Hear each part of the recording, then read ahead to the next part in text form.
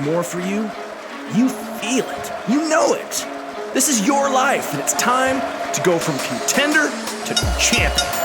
This is The Show with John Madsen.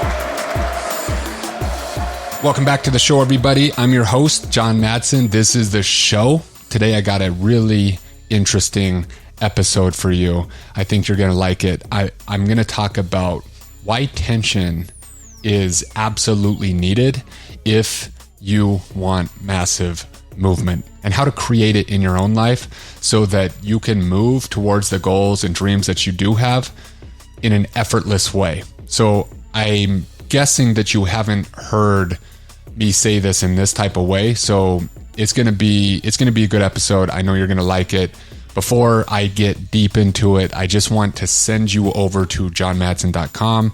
Make sure you get on the newsletter email list so that I can send you emails and you can be in the know about all things Superhuman, which is my company if you're brand new, and or John Madsen, as we have a bunch of stuff in the pipeline. More than anything, if you get value from this show, I want you to screenshot it, put it in your stories, tag me at John Madsen Official. I love hearing from you. I love the feedback. I'm getting so many people to reach out and ask questions about different things that I've said on a show where they're wondering, which gives me a lot of content that I can create that's going to be meaningful to you guys who's listening. So if this does hit in any way, I love when you share it. And also, this is free. There's no fee for any of this information. I do it to provide value. The only thing I ask in return is for you to go to iTunes and submit a 5-star review if you think this show is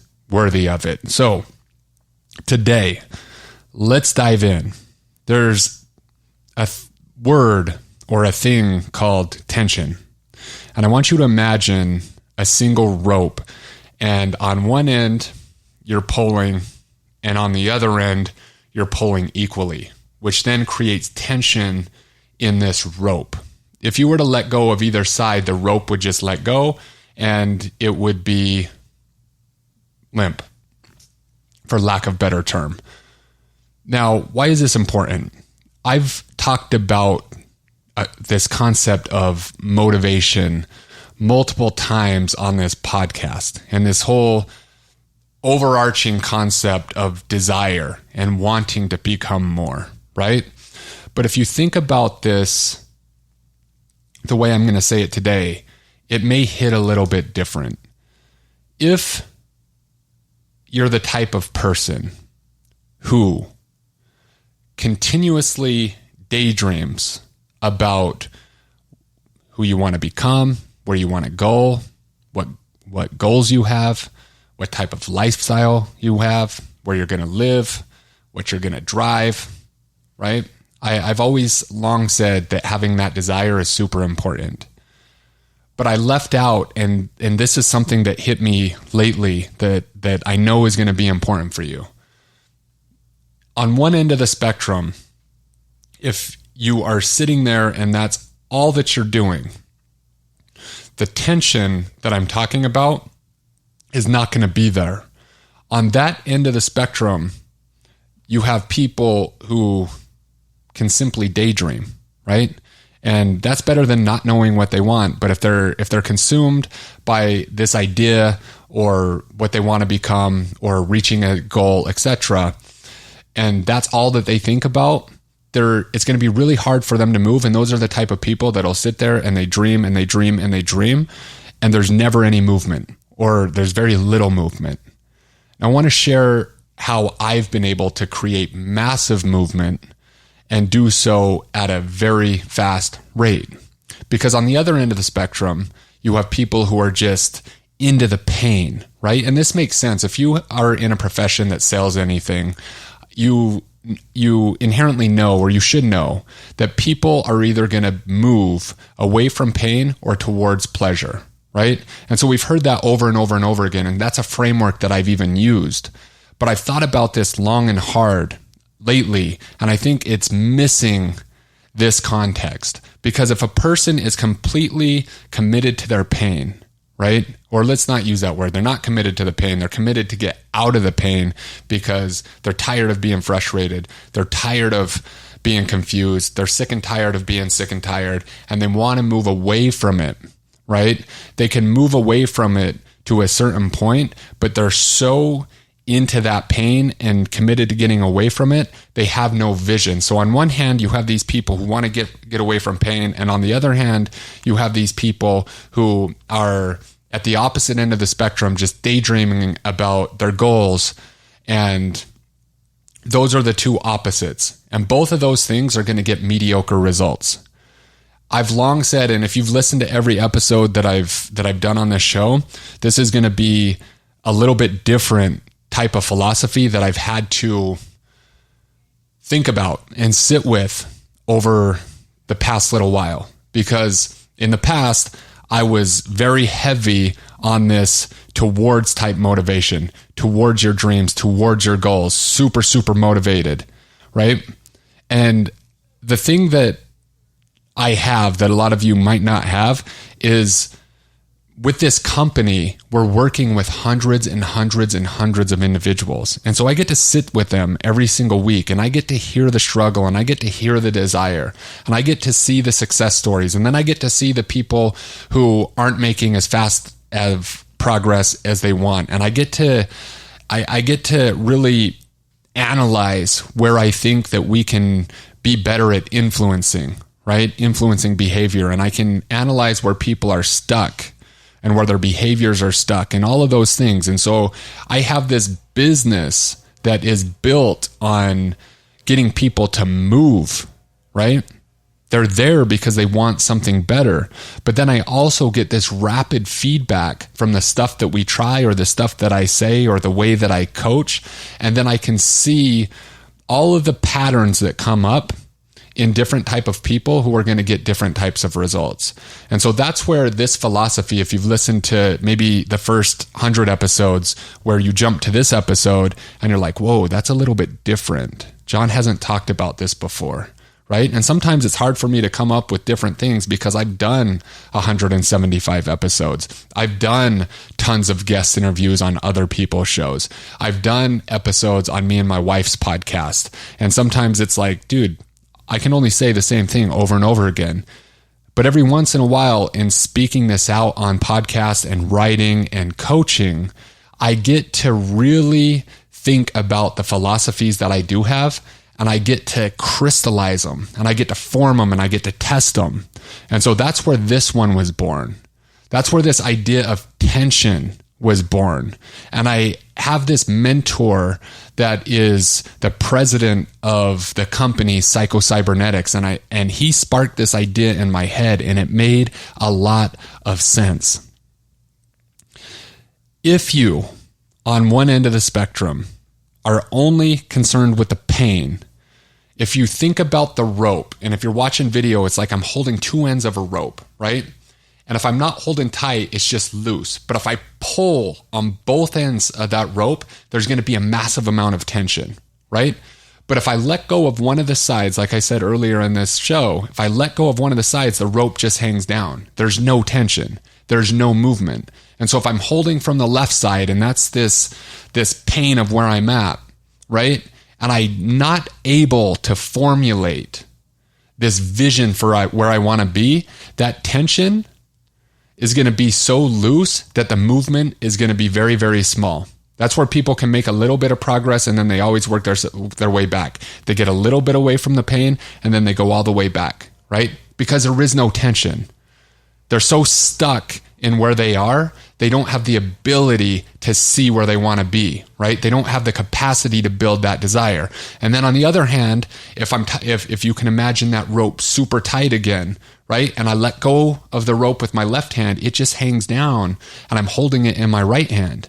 And so these are the daydreamers. These are the people that are going to put the vision boards up. And I have a vision board, right, in my office right now. These are the people that's going to be consumed with the what ifs and the maybes and the law of attraction. And if I just think about it enough, I'm going to become it. And you guys know that I'm big on that woo-woo shit, right? I have the vision board. I manifest my reality. That's part of the reason why you like this show, is you wonder what it would feel like to be able to think about something in your mind and construct it in reality and do it at rapid speed. But what I wasn't considering was that I was creating massive tension in my life, and I've done it for such a long time that it was very natural. And so what I was leaving out in some of the other episodes was this concept of tension, which is why this episode is so fucking important for you.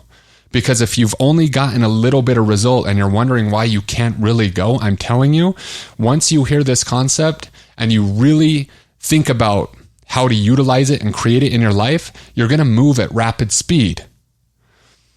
The people on the far end of the spectrum who's just hanging on to that desire or want to or goals or aspirations, and they're not acknowledging where they're at, there is no tension, and therefore there's going to be little movement. Why?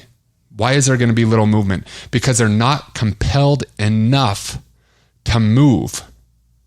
They're not compelled enough to move. They're okay daydreaming it. They're okay living in this fantasy world. They don't have the tension needed to go out there and take the action necessary, right? So how do we create this tension, right?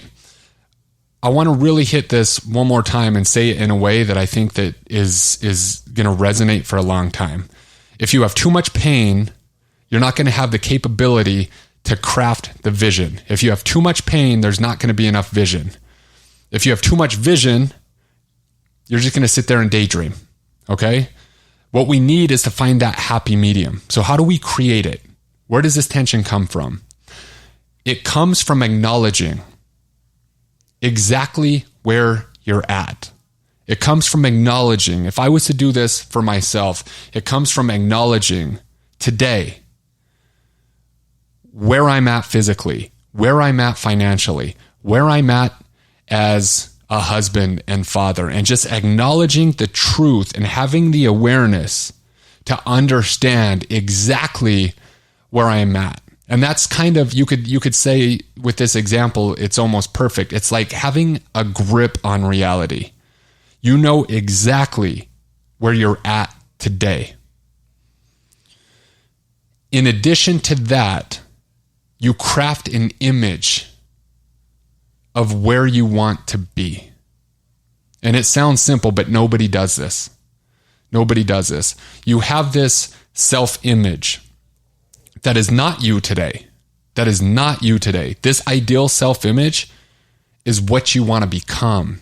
It's exactly what you want to look like. It's exactly your identity of where you want to live. It's all of those things, right? It's the money, it's the fitness, it's the everything. And so when you have and you can hold those two images at the same exact time, that's the magic. That's why you can, that's how you create that tension. And so most people have never thought about it in a way where it's conducive for them to hold the reality today and then also simultaneously hold this new reality of who they want to be. And then the decision-making process is easy, right? What is that other person, that other character, my ideal self, my best self, the best possible version of me? How does that person make decisions? What does that person believe? I'm not talking about myself right now. What does that person believe? What does that person not believe? What are the beliefs I have to let go of? What are the fears that I have to get over, right? So it's like this character, which represents your best self, that's where all the decision-making comes from.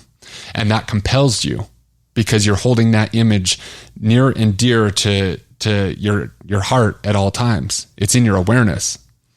And because there's so much tension of where you're at compared to where you want to be, that's when you are naturally compelled to move. Alternatively, again, if you do not acknowledge the reality of your situation today, and you do not take inventory of where you're at today, it's not going to be enough to move you, right? If you take inventory and you're like, look, I love where I'm at today. Like right now, this snapshot, this is exactly where I want to be. You stay right where you're at, right? You stay right where you're at.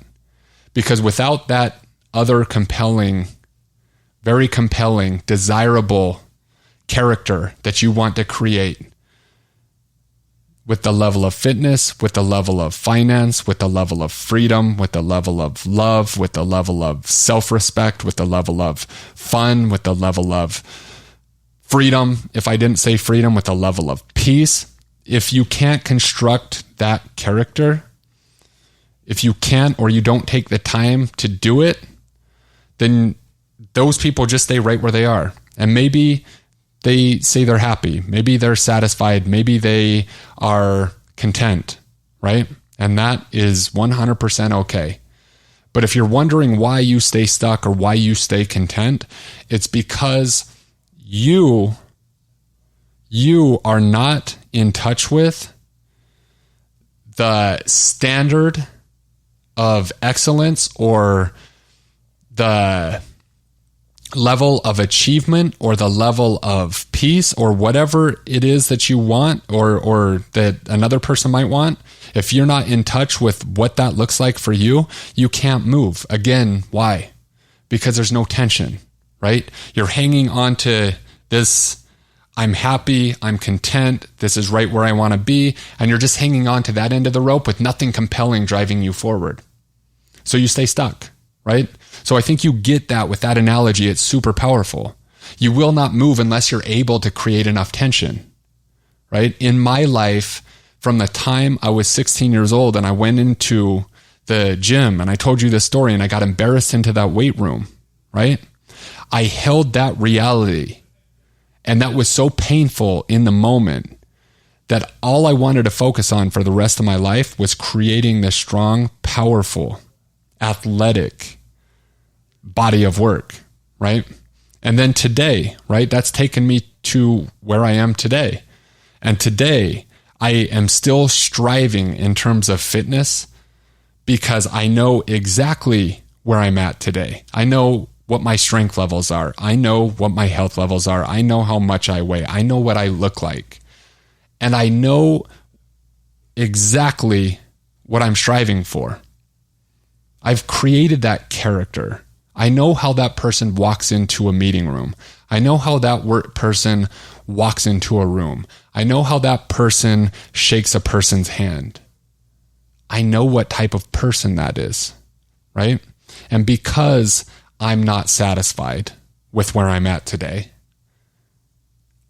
because I'm not satisfied with where I am today, it allows me to, at the same time, acutely know where I stand today and where I want to be. And that's the tension that creates the movement. Same thing in business, right? I want you to think about this in terms of sales. In terms of sales, right? We've done millions of dollars of sales in the fitness industry. So I'm having a meeting with my sales team today, and I told them the exact same thing. So this is very, very powerful for you as an individual, for you to get yourself to move by holding that realistic image of today and where you want to be at the same time. But this is one of the most powerful techniques in terms of creating influence or selling somebody on an idea, or in our case, selling fitness programs. It's getting a person to acknowledge exactly where they're at today and why it's important, or exactly what they want for them in the future. Because if we can't pull on both of those levers simultaneously at the same time and create massive amount of tension for that person, they won't take action. They won't take action. They're either not willing to construct that character that represents their best, or they're so bogged down by this pain of where they're at, they don't have enough vision or belief to craft that ideal self-image. So and I'll leave you with this. this idea came to me when I was speaking with this mentor, and we've talked about self-image psychology a lot on this show. And a lot of you guys have dug into that, and you understand that I believe heavily in this concept of having an immaculate self-image. What people try to do, though, is they try to distort reality of who they are today. And this is the actual point of the whole show. So instead of being able to simultaneously hold the image of where they are, the actual reality, and then hold the ideal version of that self-image at the same time, what they've tried to do, or where bad coaches have led them astray, is they've tried to override who they currently are with false affirmations, with things that they know are not true, and they don't believe it because you can't bullshit yourself. You can't bullshit that unconscious part of yourself that knows.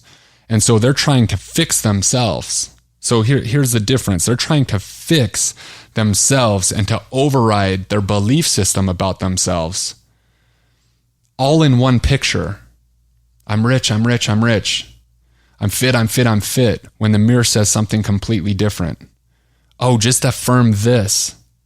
Just affirm this, and over time, with enough repetition, you'll start believing it. Because your unconscious mind doesn't understand what's real and what's not real. And that advice is not the right way to go about movement. Because you can stand in the mirror and you can say all those things, and you can write out all these things, and you can work on your belief system. And the issue is that you're trying to fix yourself instead of just allowing that natural attention to occur and to leave yourself alone, right? To leave yourself alone, to take yourself at face value, for lack of better terms, today, and to acknowledge exactly where you are. And then to allow yourself to create this other version, right? This other version is the version that doesn't have the flaws, that doesn't have the belief system, that has an infiniteness about them. Whatever that person is that you want, that's a character, right? And so holding those two things in your mind at the same time, that's where the power is. Because instead of trying to lie to yourself and fix this version of you that is you today, right? If your bank account says zeros, it has zero in there, right? It doesn't say $1 million, right? But this other character might have a bank account that says $1 million. And so with enough tension of the pain of where you're at and the vision of where you want to go, then you start to go on that chase, right? And you start to make decisions based on the person you're going to become versus the person you are now. What does that person believe? How does that person decide? What type of person is that person? Because if you want to become that person, you got to behave like that person. That's the power, right? So from the time I was, again, 16-year-old scrawny weakling who didn't play football, I wanted to be somebody. I was very aware of where I was and the type of person I wanted to be. Today, I'm not satisfied because exactly where I am today, right? There might be people's like, oh, if I was at John's level, like that would be amazing. But guess what? I looked at some financials from a year ago and I was comparing them to today, to this month. And it was like 12 months difference. And I'm like, man, if somebody would have told me that I would have woke up last July and this is what we would have done, I would have been like, I'm so excited, right? But here's the thing. I'm very aware of where I am today. And I'm very aware of the image that I'm holding in my head right now at the same time. And I'm telling you, I still have massive tension for myself that I've created that allows me not to stay stagnant.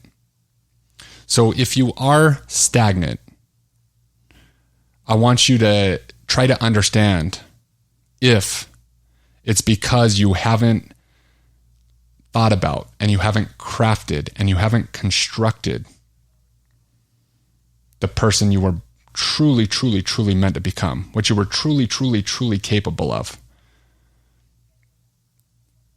what your fullest potential is, right? And if you haven't, you got to craft that, right? If you haven't, you got to craft that, because that's how you create tension. And if you're stuck in the pain, alternatively, and you always go some of the way, but not all the way, same thing. You have to craft this character, the best version of you, right? That's the pull. And if you're the other type of person who's simply the daydreamer, who sits there in vision boards and tries to manifest without any success, it's possible that the delusion of where you're at today is keeping you from making massive strides. One of the best examples of this type of person is the person who comes in, schedules a call with us on our program, and thinks that they're okay because they're at the 80% level, right? They're better than their friends. If they were to go on vacation and dude had to take off his shirt, he'd be better than his friends. So in his reality, right, they haven't created enough pain. They haven't created enough tension for themselves because everything is just a little bit better than average. So when I'm selling that type of person, or when I'm trying to influence that type of person, I make them very, very, very, very, very aware of exactly where they're at, because sometimes they're deluded by where they're at. I will make them acknowledge their averageness. I will make them acknowledge that it's pathetic to be just a little bit better than average. And once I can get them to acknowledge in reality of where they're at, right, because it's distorted, then I created that tension. Then I've crafted that tension for them. So that's just a little trick and something to consider. If you're stuck in this area of a little bit better than average in your finances, or even in your fitness, a lot of times it's because you haven't acknowledged the averageness that you are being represented by. And if I can get you to acknowledge just how average you are, and then we can paint that other picture, that's enough tension to pull you once again towards the things you really want. So hopefully this episode hit a little bit, because I know I've talked about both of those things independently, which is chasing the desire or a person being motivated away from pain. Hopefully this has brought both of those together, because I'm telling you, when I heard this and when I crafted it and when I thought about it, it was a magic moment, because in all the things that I've created massive momentum for in my life, I've done this very naturally, but it's super helpful for me right now as I continue to chase down this ideal version of me. And the most beautiful thing about this, I'm going to chase that motherfucker down until the day I die. So there's always going to be tension there. I just got to be very aware of where I am right now, and it's got to get me up in the morning, and it does, and I want the same thing for you. Thank you so much for joining us for another amazing episode of The Show with John Madsen. The greatest compliment that you could give us is liking, loving, and sharing this episode with all of your friends. So please go to iTunes, leave us a 5-star rating and review, and then share it online with everyone that you know. Make sure to tag John as well. He loves to hear from listeners of the show. The links for all of his socials and iTunes are in the show notes. Also, if you'd like to engage John for anything related to his coaching, consulting, or programs, please visit johnmadsen.com for everything you'd need to know on how to engage with John offline. And lastly, thank you for your time, your attention, and your consideration. This is The Show.